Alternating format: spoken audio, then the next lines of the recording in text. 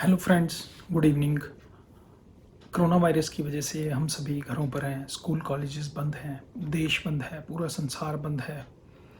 तो जब मैं चरक संहिता पढ़ रहा था तो विमान स्थान में एक जगह वर्णन आता है जनपदोध्वंस व्याधि का, जिसे वर्ल्ड वाइड एपिडेमिक कहा जाता है।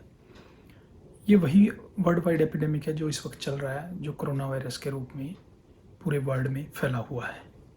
इससे बचने के लिए हमें आयुर्वेद में किन किन चीज़ों का प्रयोग करना चाहिए और किस प्रकार हम इससे बच सकते हैं, उसके बारे में हम अभी डिस्कस करेंगे। सबसे पहले हमें अपनी दिनचर्या को कंट्रोल करना चाहिए।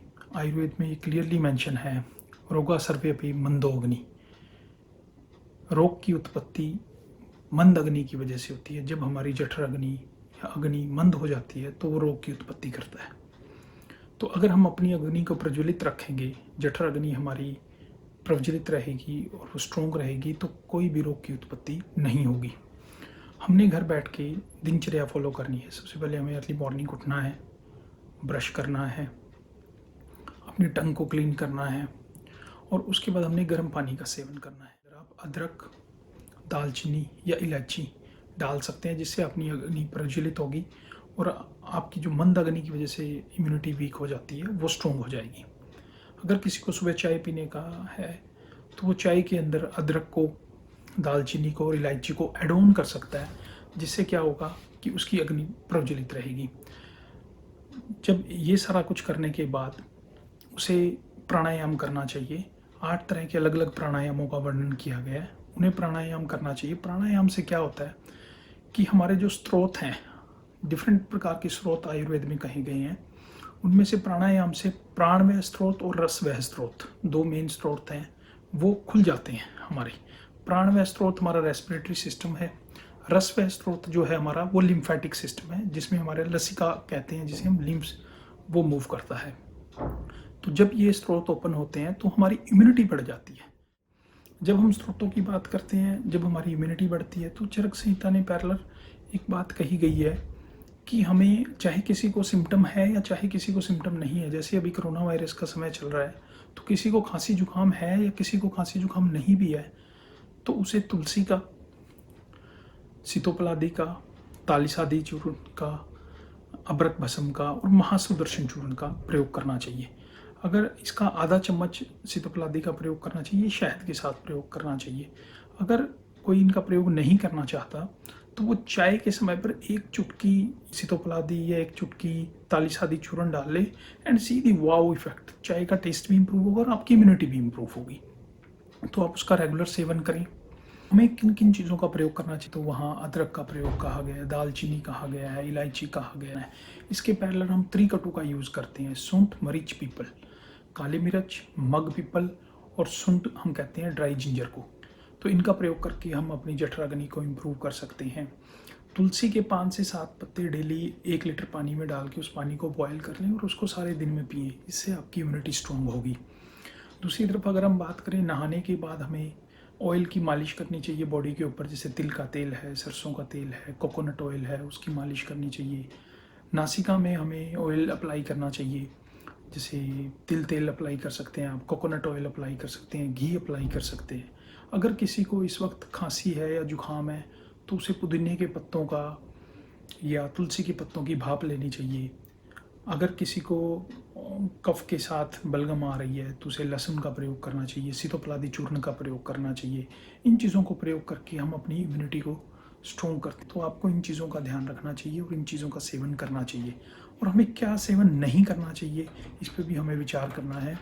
हमें ठंडी चीज़ों का सेवन नहीं करना। ठंडी चीज़ें क्या करेंगी कि हमारी अग्नि को मंद कर देंगी। जो रोगा सर्वे अपि मंदोग्नि, रोग की उत्पत्ति मंद अग्नि से होती है। अगर आप ठंडी चीज़ें लेंगे तो अग्नि मंद होगी। जैसे कोल्ड ड्रिंक का अगर आप सेवन करेंगे, बासी खाने का आप सेवन करेंगे, उसे हमने अवॉइड करना है। और हमने सात्विक भोजन लेना है, दाल चावल खिचड़ी का प्रयोग करना है, जो खाना जल्दी डाइजेस्ट हो जाए उसका प्रयोग करना है। इससे हमारी इम्यूनिटी स्ट्रॉन्ग होगी और हम अपने आप को रोग से दूर रखेंगे। प्राणायाम के बाद हम बात करते हैं योग की। योग में हम अलग अलग प्रकार के योग हैं, व्यायाम हैं जो हमें रेगुलर करने चाहिए दिन में। योग में हम अगर कोई योग नहीं समझ आ रहा है तो आप सूर्य नमस्कार कर सकते हैं। तो हमें 7 से 12 सूर्य नमस्कार करने चाहिए। 7 इसलिए क्या आ गया है क्योंकि हमारी 7 धातु हैं, रस, रक्त, मांस, मेद, अस्थि, मज्जा, शुक्र, ये उनको पावर देता है।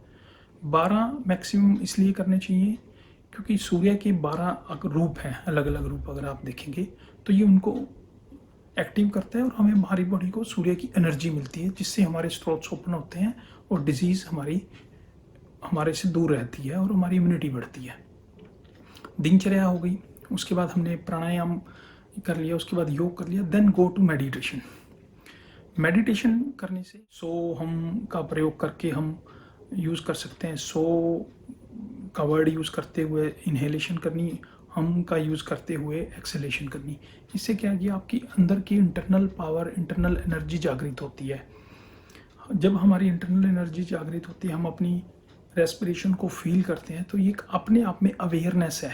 हम अपने आप को जानते हैं, जिससे हमारे सारे चैनल्स ओपन हो जाते हैं और हमारी बॉडी को इम्यूनिटी मिलती है।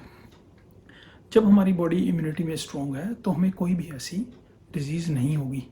आज के टाइम हम हर वक्त नेगेटिव चीज़ें सोच रहे हैं, पर हमें उनकी पॉजिटिविटी देखनी चाहिए कि जिस प्रकार हमारे प्राइम मिनिस्टर ने ये सबसे पहले किया कि नाद किया, अभी आप थाली बजाएं, ताड़ी बजाएं, तो इसका भी वर्णन आयुर्वेद में किया गया है। एक जगह दुम दुम करके एक हमारा अध्याय है, वहाँ इसका वर्णन है कि जब भी जनपदोध्वंस होता है तो पहले ढोल बजाते थे, तो या घरों में पूजा करते थे। पूजा करते हुए कोई पूजा कर रहा है, कपूर जला रहा है, घंटी बजा रहा है, और दूसरी तरफ हम ताली का प्रयोग करते हैं पूजा करते हुए।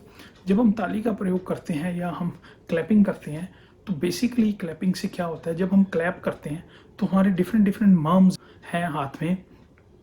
इसमें हृदय मर्म है, लंग्स के लिए है, किडनी के लिए है। तो वो जब हम उनको मर्म्स को प्रेस करते हैं, मर्म पॉइंट को, तो वो मर्म पॉइंट एक्टिव होते हैं और हमारी बॉडी को एनर्जी देते हैं। इसका एक साइंटिफिक रोल है। तो हमें घर में हवन करना चाहिए, हमें घर में कपूर जलाना चाहिए, पूजा करनी चाहिए, और पूजा करते हुए हमें क्लैपिंग करनी चाहिए, जिससे हमारे मर्म जागृत हों। कोई भी चीज़ इस संसार में ऐसी नहीं है जो नष्ट ना हुई हो। जिस प्रकार ये रोग आया है उसी प्रकार ये रोग चला जाएगा। हमें परेशान होने की ज़रूरत नहीं है, हमें स्ट्रेस लेने की ज़रूरत नहीं है, हमें अनहैप्पी होने की ज़रूरत नहीं है। बी कूल, काम, स्टे एंड होम। अपनी अग्नि को प्रज्वलित रखें और इन सारी डिजीज़ से अपने आप को दूर रखें। जय आयुर्वेद, जय भारत।